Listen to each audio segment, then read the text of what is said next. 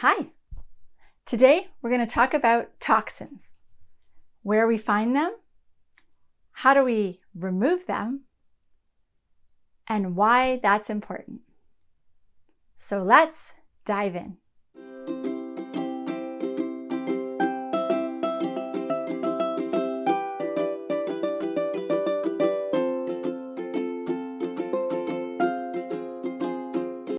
Welcome back. I'm so glad you're here. Today, we're talking about toxins.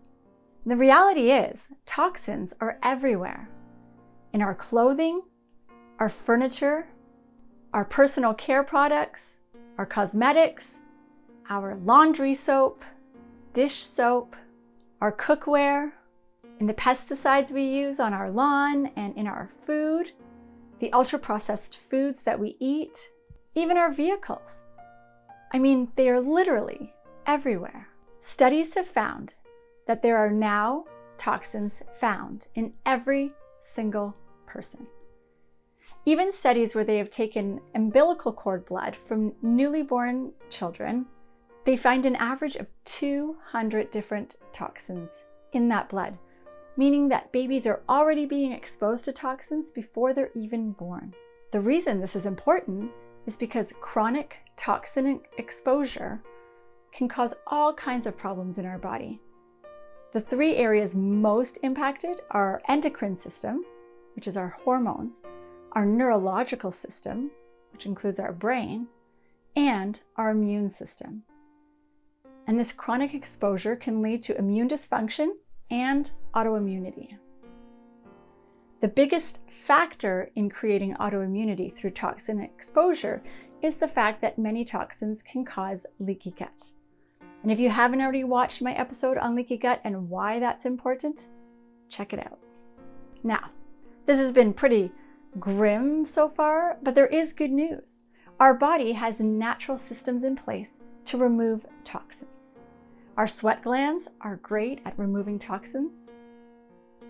And of course, our liver and kidneys are also amazing filtration systems that we have built right in.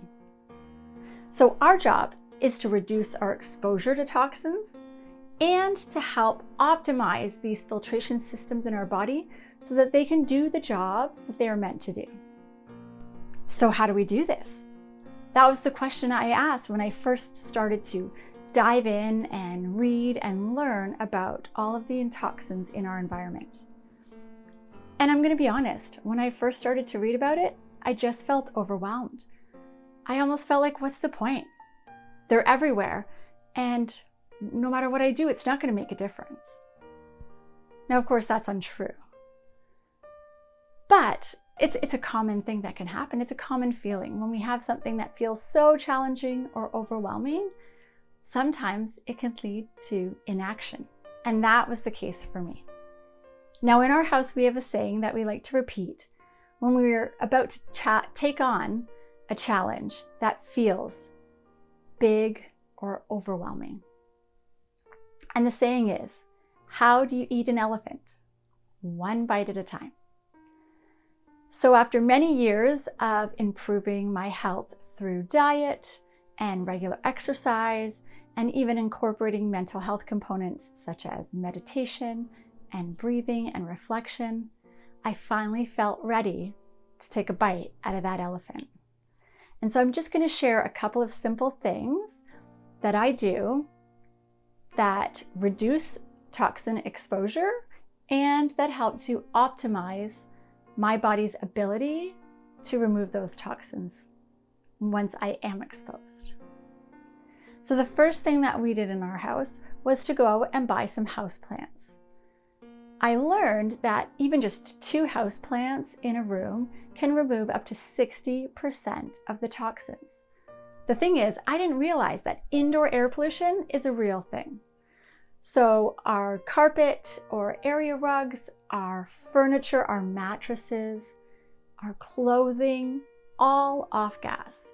Many of the furniture items in our house have flame retardants, which are toxic chemicals that then off-gas into the air, and we end up breathing them in on a regular basis.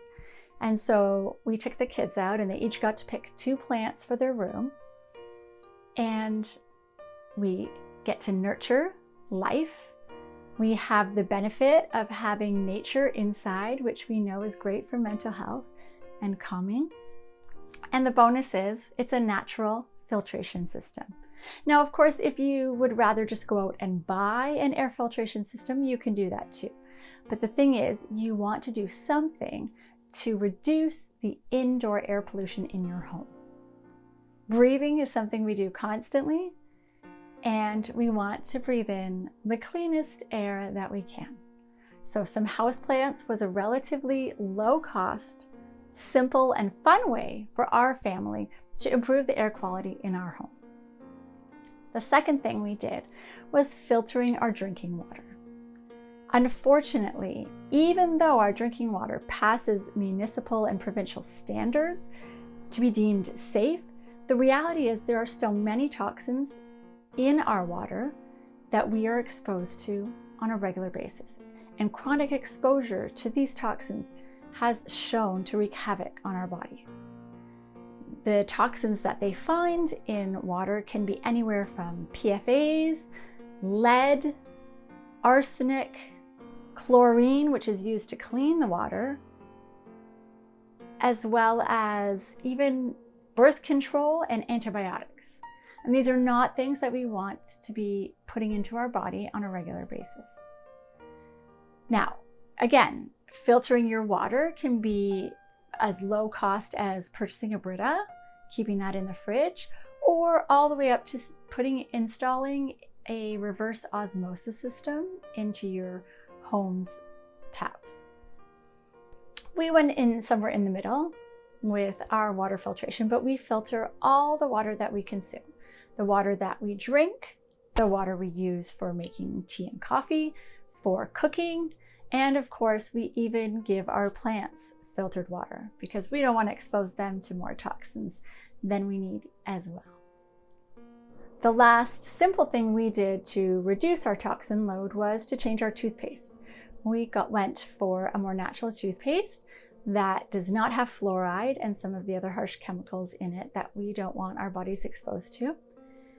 And that was it. Now, in terms of optimizing your body's ability to remove those toxins once we have been exposed, one of the things our family does consistently is to get a good night's sleep. The reality is that setting a bedtime isn't just important for children. So we all have pretty consistent bedtimes to ensure that our body's rhythms stay steady, which allows us to get good quality sleep every night. And that helps our body to work at its optimal levels, including our filtration system. I'll be doing another episode shortly on why sleep is important for health, especially if you have an autoimmune disease, and tips and tricks to help you ensure that you can get your best night's sleep every night. So until then, that's it for today. I truly hope if you're feeling the overwhelm of toxins, that this episode could help you take that first bite of this giant elephant. And until next time, stay healthy.